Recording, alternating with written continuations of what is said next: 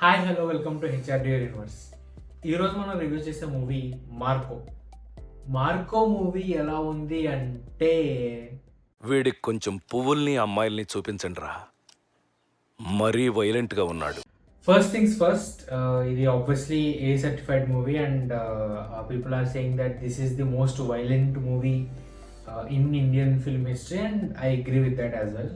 So మీకు జనరల్గా violence నచ్చకపోయినా, బ్లడ్ అంటే పడకపోయినా, జనరల్గా ఇటువంటి action hardcore action movies కొంచెం దూరంగా ఉంటే కనుక దయచేసి ఈ మూవీ చూడొద్దు.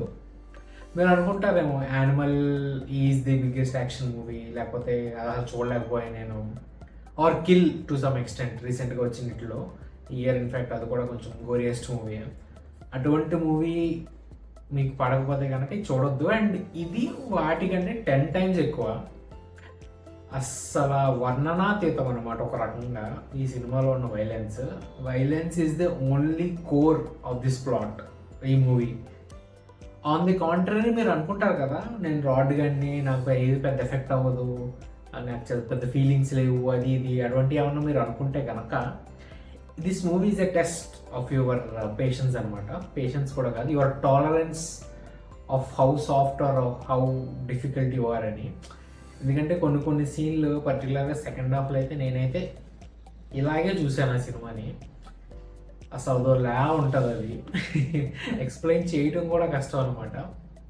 బట్ అగైన్ స్టోరీకి మీరు బాగానే కనెక్ట్ అవుతారు. So if you can take those things you can watch it for some experience. And obviously ఇది ఓటీటీలో చూస్తే మీకు మేబీ అంత అనిపించకపోవచ్చు, మీరు ఫార్వర్డ్ చేస్తారు, ఇవన్నీ ఉంటాయి. థియేటర్లో మీరు వైలెన్స్ కనుక కొంచెం టాలరేట్ చేయగలను, నేను టెస్ట్ చేద్దాం అనుకుంటున్నానంటే వెళ్ళి చూడండి. It's better to watch it in theatre because overall movie is good.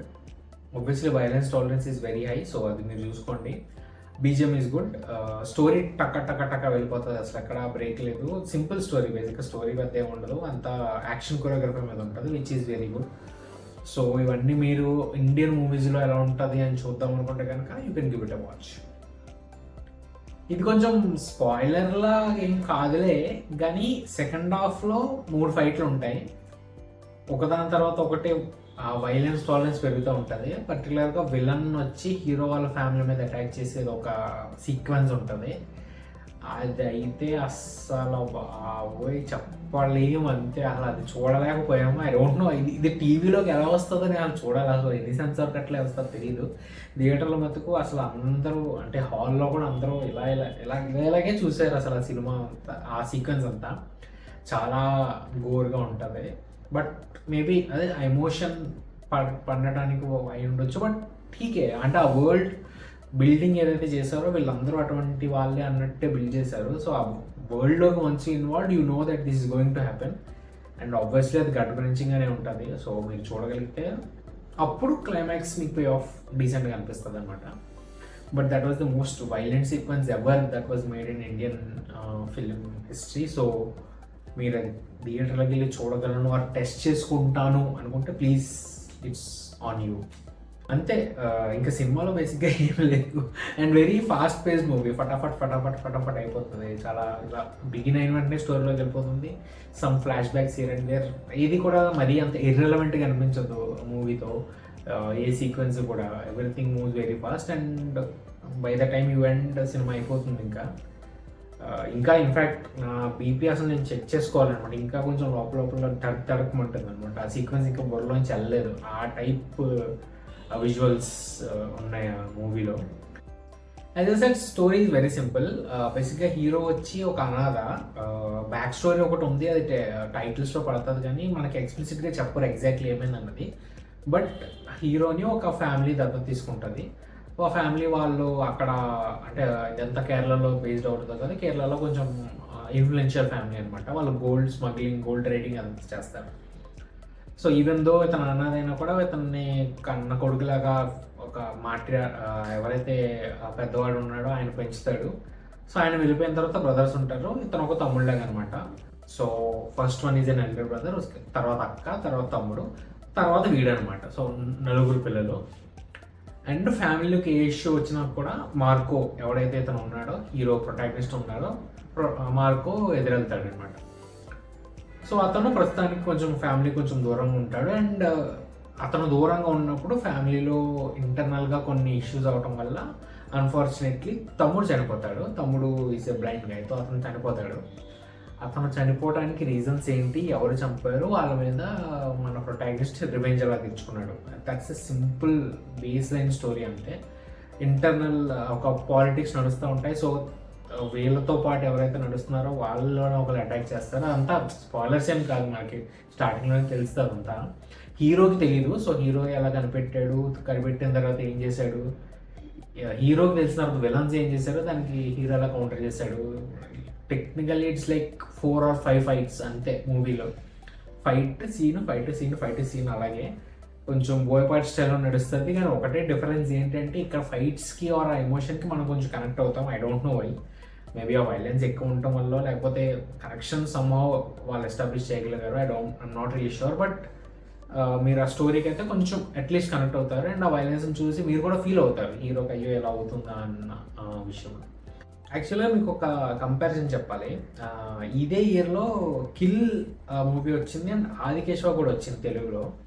Kill ఈ స్టిల్ అంటే మీరు కనెక్ట్ అవుతారు, ఎందుకంటే హీరోయిన్ ఇంటర్వల్ టైం కల్లా హీరోయిన్ చనిపోతుంది. సో మీరు హీరోతో రెజొనేట్ అవుతారు. And then once you resonate దాని తర్వాత ఎన్ని కిల్స్ అయినా కూడా అవి కొంచెం సీమ్లెస్గా ఉంటాయి. మీకు అంత బోరింగ్గా అనిపించదు, ఎంతసేపు చంపుతాడు వీడు అన్నట్టు కాకుండా ఇది సమ్హౌ ఇన్వాల్వ్ ఉంటుంది మూవీ. ఆదికేశవకి వచ్చాక ఎలాగంటే అప్పటి వరకు మీకు అంత కనెక్ట్ ఉండదు. సడన్గా క్లైమాక్స్లో హీరో ఏదో ఫీలింగ్ తెచ్చేసుకుని ఇంకా టప్ప అందరూ రకరకాలుగా నరుక్కుంటూ వెళ్తాడు. అది కూడా ఉన్న ఆయుధాలన్నీ వాడుకుని ఇదేదో కొంచెం కామెడీలా అనిపిస్తుంది మీకు. That is the difference here also. ఇక్కడ కూడా మీరు ఆ వరల్డ్లో ఇన్వాల్వ్ అయిపోతారు. సో ఇతను చంపే విధానాలు అన్నీ చూస్తే వాడు అటువంటి వాడే, వాడు అలాగే చేస్తాడు అన్న ఫీల్లోకి మీరు వెళ్ళిపోతారనమాట. సో అట్లీస్ట్ నేనైతే అలా వెళ్ళిపోయాను. సో అంత గోరీగా ఉన్నా కూడా maybe that is how it works అన్నట్టే నాకైతే అనిపించింది, at least for that world. So అంత ఎబ్బెట్టుగా అయితే లేదు. You will also get connected. Second హాఫ్లో కూడా ఆ ఫ్యామిలీకి ట్రబుల్ వచ్చినప్పుడు I connected to that family. And క్లైమాక్స్లో విలన్స్ ఎప్పుడైతే మీరు చంపుతున్నాడో I can relate to that. Because of that maybe I like the movie. But again నేను కూడా కొంచెం చూడలేక చూసాను ఆ సినిమా అనమాట. సినిమాని మనం జనరల్గా ఎందుకు చూస్తాం, ఐదర్ స్క్రీన్ మీద ఉన్న క్యారెక్టర్స్కి మనం రిలేట్ అవ్వగలుగుతాం, ఇది మన లైఫ్లో కూడా అయ్యుండొచ్చు, లేదా మనకు తెలిసిన లైఫ్లో అయ్యుండొచ్చు అన్న ఆస్పెక్ట్ ఒకటి. సెకండ్ థింగ్ ఈజ్ ఆబ్వియస్లీ మన లైఫ్లో అవ్వదు, బట్ స్క్రీన్ మీద ఉన్న వరల్డ్కి గ్యారంటీ ఆ వరల్డ్లో అలా అయ్యి ఉండొచ్చు, దానికి అలా రియాక్ట్ అయ్యి ఉండొచ్చు అని మనల్ని బిలీవబుల్గా చేయగలుగుతారు. ఇంతే. ఈ రెండు ఫ్యాక్టర్స్ నాకు తెలిసి ఒక సినిమా వర్క్ అవడానికి. అదే you personally feel that it's your life, or second thing ఏంటంటే నువ్వు లేదు బట్ నువ్వు ఆ స్టేజ్లో ఉండుంటే కనుక, నువ్వు ఆ షూస్లో ఉండుంటే కనుక నువ్వు కూడా అలాగే బిహేవ్ చేస్తావు. ఈ రెండు రిలేటబిలిటీలో ఎక్కడ వర్కౌట్ అయినా I think cinema will work out in general, any movie for that matter. Marco obviously first టైప్లోకి రాదు, ఎందుకంటే ఇందులో ఉన్న వరల్డ్, ఇందులో ఉన్న violence I don't think it is going to happen in our everyday life. Second పార్ట్లో మనం కొంచెం కనెక్ట్ అవుతాం, మేబీ ఆ బీజిఎం వల్ల అవ్వచ్చు, ఆ టేకింగ్ వల్ల అవ్వచ్చు, ఆర్ కొహరెంట్లీ ఆ స్క్రీన్ ప్లే వల్ల అవ్వచ్చు. కానీ సో నేనే కనుక మార్కొని అయితే నేను కూడా మేబీ అలాగే బిహేవ్ చేసేవాడినేమో అన్న ఫీలింగ్ అయితే entire cast and crew were able to give me that, and because of that I got connected to the movie. So అందుకనే I can say that it should be watched to understand అసలు movies ఏ డైరెక్షన్లో వెళ్తానన్న వ్యూలో కూడా మీరు చూడొచ్చు. So final words ఏంటంటే watch it in the theatre. OTT obviously ఇంకా ఫీల్ అయితే రాదు, సో థియేటర్కి వెళ్ళి చూడండి.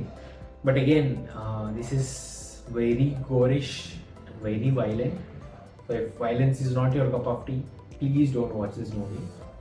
మళ్ళీ నన్ను తిట్టుకుంటారేమో ఒకళ్ళు మీరు ఈ రివ్యూ చూసాను వెళ్ళుంటే. But on the other side అసలు మీ టాలరెన్స్ ఏంటో మీరు టెస్ట్ చేద్దాం అనుకున్నా తప్పకుండా వెళ్ళి చూడండి. So that's it for today's review.